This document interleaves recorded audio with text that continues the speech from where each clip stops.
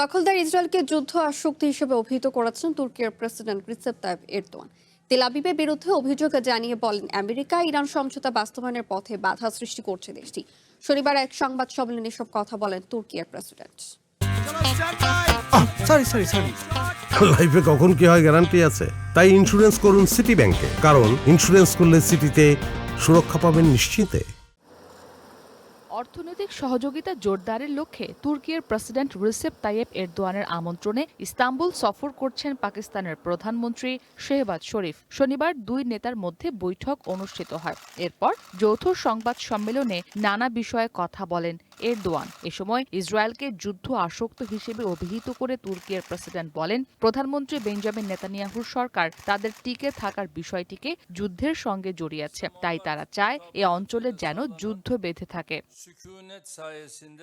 Erdogan আরও বলেন, ইসরায়েলের দখলদার সেনারা গাজার নির্যাতিত মানুষের ওপর অবৈধ ও অমানবিক হামলা অব্যাহত রেখেছে। যুদ্ধ আসক্ত বর্তমান ইসরায়েলি সরকারকে এই অঞ্চলে আরেকবার রক্ত ও গান পাউডারের গন্ধ ফিরিয়ে আনার সুযোগ দেওয়া উচিত হবে না। তারা তাদের টিকে থাকার লড়াইকে যুদ্ধের সঙ্গে যুক্ত করেছে। এ কারণে বিশেষ করে লেবানন ও সিরিয়া ছাড়ছে না তারা।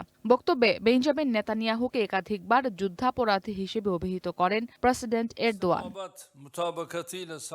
ব্রিফিংয়ে ইরান যুদ্ধ নিয়েও মন্তব্য করেন এরদোয়ান। অভিযোগের সুরে বলেন, আমেরিকা ও ইরানের মধ্যে সাম্প্রতিক সমঝোতা স্মারক বাস্তবায়নের পথে ইসরায়েল বাধা সৃষ্টি করছে। আঞ্চলিক শান্তি ও স্থিতিশীলতা নষ্ট করা থেকে তেল আবিবকে বিরত থাকতে সতর্ক করেন তিনি। এ সময় মধ্যপ্রাচ্যে শান্তি প্রতিষ্ঠার যে কোনো উদ্যোগে সহায়তা দিতে তুর্কি প্রস্তুত রয়েছে বলেও জানান এরদোয়ান।